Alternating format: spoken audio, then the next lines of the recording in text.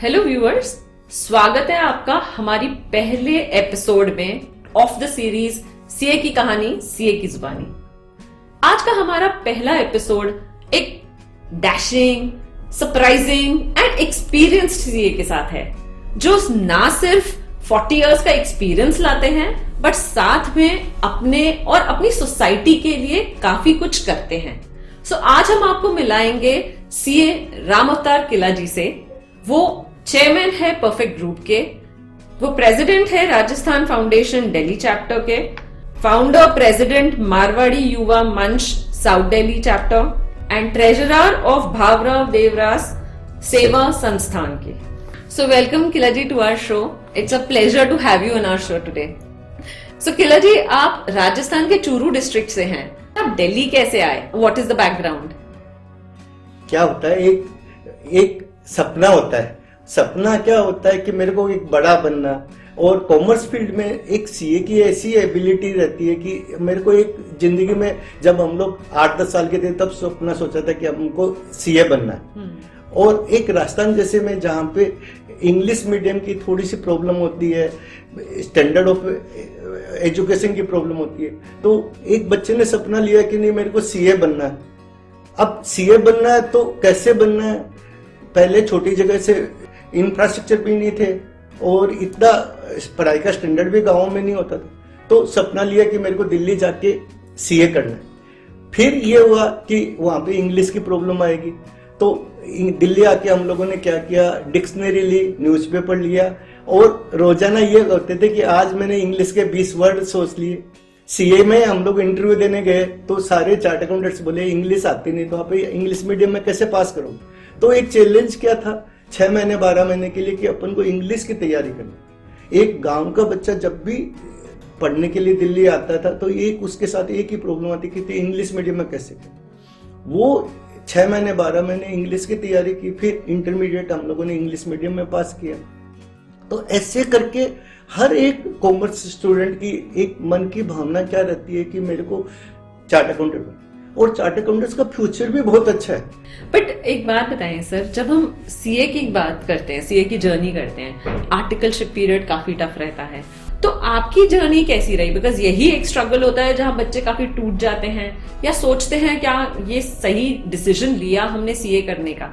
वो 12th fail वाली जो आपने 2023 वाला देखा वो याद आ जाता है, तो मेरे भी आंखों में आंसू आ गए कि वो स्टोरी ही हर बच्चे की होती है। आज भी वो सदर बाजार के गोडाउन याद आती है जहाँ पे रह के 2-4 महीने शुरुआत की थी।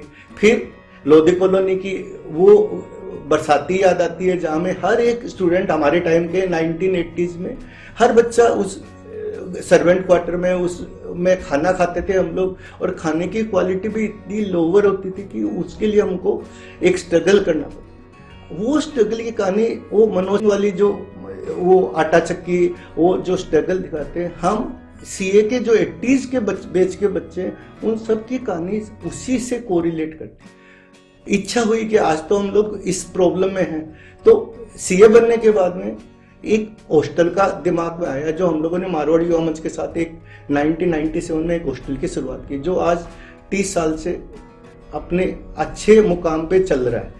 बॉम्बे में तो जैसे आरबीजी है, वैसे ही दिल्ली में हम लोगों ने मारवाड़ी में एक हॉस्टल की स्थापना की। उसमें आज भी 20-25 कमरे हैं, और वहाँ पे बच्चे आके, जो गाँव से बच्चे आते हैं, उनको हम लोग पढ़ने की, रहने की व्यवस्था करते हैं। सो किला जी, आपने ये बताया स्ट्रगल, बट उससे पहले मैं एक चीज समझना चाहूंगी, बिकॉज मुझे याद है आपने एक बार मुझे बताया था कि आई थिंक आपके 12th में मार्क्स काफी अच्छे थे नहीं, तो क्या आप ये शेयर करना चाहेंगे कि उस मार्क्स के बाद भी सीए के लिए आप कैसे प्रेरित हुए?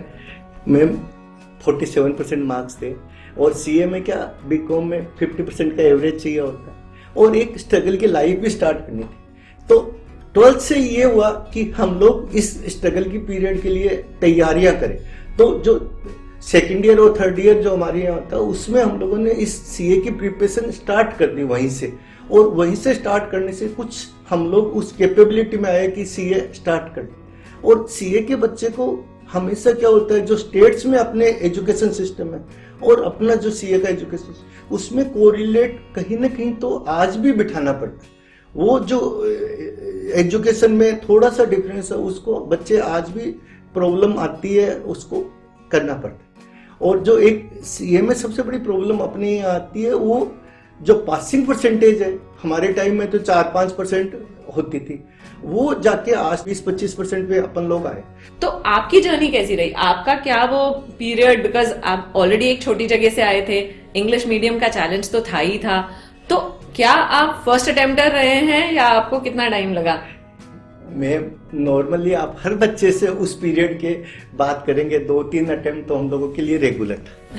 पर एक अपॉर्चुनिटी उस टाइम क्या थी कि हमारे पेरेंट्स भी, हमारा सर्कल भी उस चीज को अलाउ करता था। आज के बच्चों के साथ प्रॉब्लम क्या है कि आज के बच्चे उस स्ट्रगल के लिए टूट जाते हैं या उनके प्रॉब्लम होती है। अपने 90-80 और 90-85 वाले पीरियड में हम लोग ये सोच के चलते थे कि एक 3 साल, 4 साल, 5 साल लगने हैं और उसके लिए वो वेल प्रिपेयर रहते। बट आज क्या बच्चों के पास अपॉर्चुनिटी इतनी है कि वो एमबीए में शिफ्टिंग करते हैं या डॉक्टरी में शिफ्टिंग करते हैं, तो वहाँ उनको 100% रिजल्ट। अभी भी अपने यहाँ जो प्रॉब्लम आ रही है, वो जो ये रिजल्ट परसेंटेज की, वो काफी लेवल पे आ रही है और उसको कहीं ना कहीं अपन को सोचना पड़ेगा और इंस्टीट्यूट सोच भी रही है इसके बारे में। और आज जो सीए बन के जो सपना है, वो आज कॉमर्स पीरियड में इससे बढ़िया कोई मतलब वो नहीं है। तो जो सीए बनने के बाद का जो सपने होते हैं वो तो देखो सबके होते हैं, पर जो बीच में रुकने वाला है उसको थोड़ा सा अपन को एंट्रेंस को टफ करके इसको थोड़ा चेंज करना। तो सर, आपकी लाइफ कैसी रही? जो 5 साल का आपका पीरियड था of doing articleship, you had support from family? Was your family okay, या क्या रिएक्शन था फैमिली का?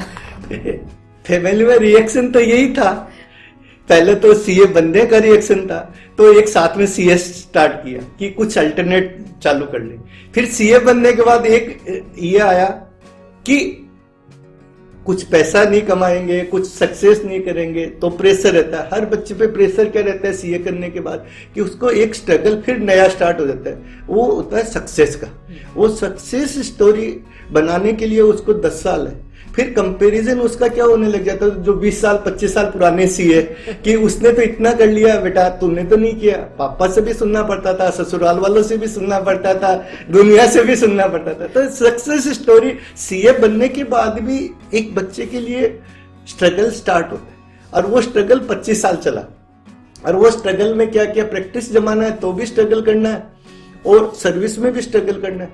तो परिवार वालों की बैकिंग रही, मारवाड़ी बैकग्राउंड रहा, तो हम लोगों ने अपना बिजनेस स्टार्ट किया। बिजनेस स्टार्ट करके भी स्ट्रगल रहा, और वो स्ट्रगल अभी थोड़ा सा, जब एक फाइनेंस कंपनी में चेयरमैन बने, ग्रुप स्टार्ट किया, तो थोड़ा सा कम हुआ। तो सर, ये तो रही आपकी सीए की journey, but I am sure, जैसे मैंने आप स्टार्टिंग में इंट्रोडक्शन में बताया कि सर सोशल साइड पे भी बहुत एक्टिव है एंड मतलब काफी कुछ करते हैं to give back to the society. Recently जैसे सर ने बताया, उन्होंने ऑन्कोलॉजी पेशेंट्स के लिए टेस्ट एंड मेडिसिन फ्री कराने की सेवा शुरू करी है at Safdarjung hospital. Sir food for needy drive भी चलाते हैं at 4 major hospitals, AIIMS, Safdarjung, Lady Harding and Ram Manohar Lohia. यहाँ पर ये सेवा 2017 से चल रही है and over lakhs of people have benefited from it.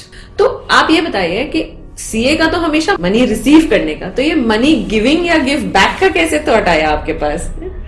क्या है, जब लाइफ में कुछ सक्सेस आती है, कुछ वर्किंग आती है। सीए हॉस्टल तो 97 में स्टार्ट है। कुछ इच्छा हुई कि अपन आज कुछ किया है तो समाज को कुछ वापस, और जो आज अपनी हेल्थ सर्विसेज है इंडिया में, वो एक स्ट्रगलिंग रहती है। हर आदमी दिल्ली की तरफ देखता है, जो जब भी उसके कोई टिपिकल एक बीमारी होती है या टिपिकल कोई ना कोई प्रॉब्लम आ जाती है, तो ये रहा कि अपन समाज को भी कुछ करें। और एक प्रिंसिपल जनरली आएगा, do good to others, it will certainly come back. तो उस चीज को एक समझते हुए लगा कि अपन समाज को कुछ, और जितने भी राजस्थान से, जितने भी इंटीरियर से लोग यहाँ इलाज के लिए आते हैं, आज वो लोग कितनी प्रॉब्लम में रहते हैं, वो देख के लगा कि अपन को कुछ एम्स में, सफदरजंग में जितने भी अच्छे हॉस्पिटल्स हैं, वहाँ पे कुछ न कुछ व्यवस्था। तकदीर से भाऊराव देवरस सेवान्यास से जुड़ा हुआ, वहाँ पे एज ए कोषाध्यक्ष ये रहा जो वाजपेयी जी का सपना। बाबूराव देवराज सेवान्यास के वाजपेयी जी कोषाध्यक्ष थे, तो उनका एक सपना था कि दिल्ली जो लोग इलाज के लिए आए उनको हम लोग कैसे व्यवस्था करके उनके खाने पीने का, उनका रहने का। आज भी 10-10 साल 5-5 साल लोग एम्स के बाहर रह के अपना इलाज कराते हैं, न उनके पास रहने की व्यवस्था होती है, न खाने की व्यवस्था। फिर अभी जो आने वाले पीरियड में क्या हुआ कि जो कैंसर की बीमारी है वो हर घर में पहुंच गई। 20-25 जेंट्स में, 20-25 लेडीज में आपको कैंसर की बीमारी मिल जाएगी। तो ये हुआ कि इतनी दवाइयाँ कॉस्टली है, इतने टेस्टिंग कॉस्टली है, तो अपन को कुछ करना चाहिए। समाज का साथ मिला, आप लोगों का, सब सीए परिवार का साथ, सबका साथ मिला, तो कुछ न कुछ अपन ने 2017 में यहाँ पे दोपहर का भोजन की व्यवस्था स्टार्ट। भगवान ने कहीं न कहीं से कुछ अच्छे लोग, आप लोग सब लोग आए, जुड़े, तो वो आज 2017 से 2025 अभी चल रहा है। और ऐसे ही हम लोगों ने दवाइयों का सोचा कि वहाँ पे डॉक्टर्स बोले कि काफ़ी लोग बिना दवाई मिलने के जी नहीं पाते। रेडियोलॉजी में 15,000 लोगों की लाइन है और उनकी कैपेसिटी है एम्स में 200 लोगों की, 300 लोगों की करनी। उसको देखते हुए ये लगा, अब एम्स में हम लोगों ने विश्राम सदन, 6 विश्राम सदन है, जिनमें जो बाहर से लोग आते हैं उनको रहने की व्यवस्था कर। अब वो लोग रोड पे रह के इलाज करवाते हैं, तो वो उनको बहुत तकलीफ। सर, आपकी जर्नी बहुत ही इंस्पायरिंग एंड मोटिवेशनल तो रही है। आई एम श्योर वो स्ट्रगलिंग भी रही है आपके लिए, बट अगर आज मैं सुनूं तो मेरे लिए इंस्पायरिंग रही है। तो आपने और काफी बच्चों को भी देखा है सीए करते हुए और उनके भी स्ट्रगल्स देखे हैं, तो आप इस मतलब हमारे बच्चों को जो एक्चुअली आपको सुन रहे हैं आज, शायद किसी छोटे गांव में बैठे हुए, उनके लिए आप क्या बोलना चाहेंगे या क्या मैसेज देना चाहेंगे बच्चों को? जैसा अपन सोचेंगे और जैसा अपन लोग विचार करेंगे, चाणक्य ने एक बार बोला कि खुली आंखों से लिया हुआ सपना हमेशा पूरा होता है। तो जैसी अपन सोच रखेंगे, जैसे हम लोगों ने स्ट्रगल किया तो ये सोचा हॉस्टल बनाएंगे, हमने जब देखा कि पेशेंट्स ऐसे परेशानी में, तो सोचा कि ऐसे खाने की व्यवस्था, रहने की। तो जैसे अपन लोग सोच बनाते हैं, भगवान उसके लिए, और ये सब ईश्वरीय कार्य है, तो ईश्वरीय कार्य तो भगवान अपने आप ही अपनी शक्ति से पूरा करते हैं। तो मैं तो सबको एक ही बोलूँगा, अच्छे विचार, अच्छी सोच हमेशा एक अच्छे सफल जिंदगी के लिए बहुत जरूरी है, और वो आप जैसे करते रहेंगे भगवान उस पर कहीं ना कहीं पूरी करेगा। थैंक यू किना जी, आई थिंक बहुत अच्छा लगा आपसे ये बात करके, और हम एक्चुअली ऐसी ही स्टोरीज अपनी इस सीरीज में लाना चाहते हैं आप सबके लिए, दर्शकों के लिए जो हमें देख रहे हैं। आई एम श्योर आप काफी चीजें देखी होंगी, स्ट्रगल तो रहता ही है, स्पेशली अगर आप उस टाइम की बात करते हैं। सर 1982 के चार्टर्ड अकाउंटेंट हैं, जिन्होंने उस टाइम पर स्ट्रगल भी देखा, इंग्लिश मीडियम का चैलेंज भी देखा, छोटे जगह से आकर मेट्रोपॉलिटन में सेटल होने का भी चैलेंज देखा, but definitely he overcame all those challenges and today he is here successfully, not only leading his own life but also inspiring a lot of other people to help achieve their dreams. So if you want to watch such more stories, stay connected with Radio Dwarka and CA की कहानी, CA की जुबानी. We'll come back with a new episode every Thursday for you. Thank you.